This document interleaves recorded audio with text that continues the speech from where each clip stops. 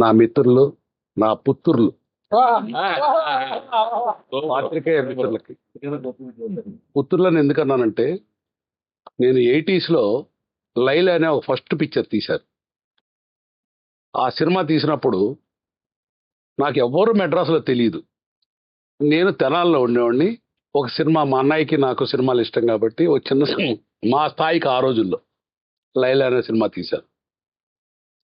తీస్తే నేను ట్రైన్ దిగితే నాకు వచ్చిన చుట్టాలు ఇద్దరు.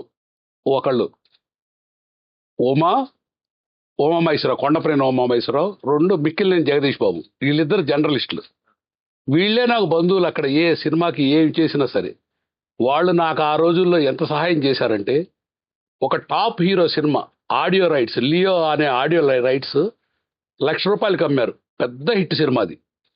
నా సినిమాలో, లైలా సినిమాలో ఆత్రేయ గారు పాటలు రాశారు, ఎంఎస్ విశ్వనాథన్ మ్యూజిక్, నారాయణ రెడ్డి గారు అన్ని పాటలు.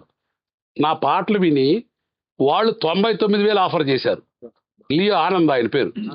చేస్తే నా ఆఫీసుకు ఉమాను జగదీష్ తీసుకొచ్చి, లేదండి ఒక టాప్ హీరో రేటు 1,00,000 అయింది, ఈ పాటలు అంతకన్నా బాగున్నాయి, 1,01,000 అని చెప్పి నాకు ఇప్పించారు మహానుభావులు పాత్రికేయ మిత్రులు. అంచేత నాకు పాత్రికేయ మిత్రులుకి చాలా నాకు అభిమానం. ఎందుకంటే నేను ఈ 50 ఏళ్లలో ఒక సామాన్య మనిషిని, ఒక పాత్రికేయులు కానీ, సినిమా శిల్పులైన పాత్రికేయులు కానీ ఏ రేంజ్కి తీసుకెళ్తారంటే, ఒక రాయిని శిల్పి చెక్కితే, ఒక దేవుడి బొమ్మను తయారు చేస్తే వెళ్ళే వాళ్ళందరూ రాయిగా ఉంటే దాన్ని రాయిగానే చూస్తారు, శిల్పిగా చేస్తే దానికి దండం పెడతారు.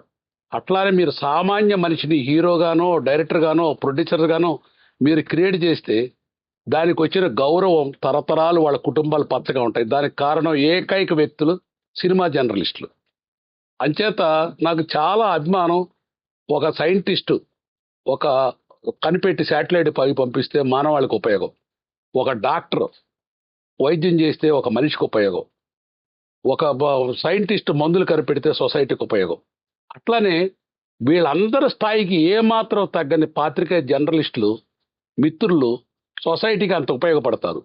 అంచేత నాకు వెరలేని అభిమానం పాత్రికేయ మిత్రులు అంటే. నేనెవరో మార్కెట్ రోడ్లో ఒక సామాన్యుడిని, ఒక సినిమా తీస్తే నన్ను ఆకాశానికి తీసుకెళ్లారు ఆ రోజుల్లోనే. లైలా అనే సినిమా, తర్వాత నాగేశ్వరరావుతో దాంపత్యం, కృష్ణరావుతో, శోభన్ బాబుతో తీశాను. ఇవన్నీ ఒక ఎత్తు అయితే, నేను వెళ్తే నా సినిమాల సెట్లో నేను అసలు చెప్పాల్సిన పని, సొంత అన్నదమ్ముల్లాగా నన్ను చూసుకుంటారు ఇప్పటికి, స్టిల్ టుడే. నేను ఎప్పుడు వాళ్ళని ఎటువంటి నా గురించి ఒక ముక్క రాయమని అనలేదు, వాళ్ళు రాస్తామని అనలేదు. కానీ లోపల అంతరాత్మ మాత్రం నేను గ్రహించింది, నా బిడ్డల్లాగా నన్ను చూసుకుంటారు. వాళ్ళు కూడా నాకు ఆ బిడ్డలు కానీ, చుట్టాలు కానీ, అందరూ స్నేహితులు కానీ అందరిలో కనపడతారు.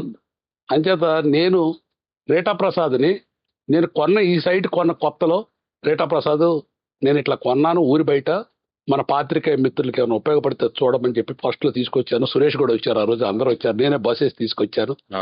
ఇది ఊరికి దూరంగా ఉందని నాకు ఆ అమౌంట్ ఇవ్వమంటే నేను పాత్రికేయులకి ఇచ్చాను. సుమారు ఆ రోజుల్లో ఆ మార్కెట్ ఉన్న విలువ ఏదైనా దేనికైనా ఉపయోగపడతాయి అయిపోయింది.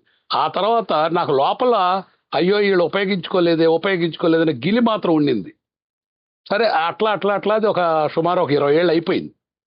ఆ తర్వాత ఒకరోజు రేటాప్రసాద్తో నేను అడిగాను, మన వాళ్ళందరూ ఏం చేస్తున్నారు, నేను ఈ లోపు నా రకరకాల బిజినెస్లో పడిపోయి నేను ఉండటం వల్ల రోజు అడుగుతుంటా. పొద్దున్నే రేటాప్రసాద్ కనపడతాను నిద్రలాగానే, బాలరెడ్డి గారు ఏం చేస్తున్నారు, మోహన్ గోటేడ్ ఏం చేస్తున్నారు, ఉమా ఏం చేస్తున్నారు, ప్రభు ఏం చేస్తారు, సురేష్, అందరిని అడుగుతుంటే అందరు చెబుతారు ఇట్లా ఉన్నది. ఒకరోజు భోంచేయాలని ఉందా అందరితో, వస్తారంటే అందరం వస్తామని అన్నారు.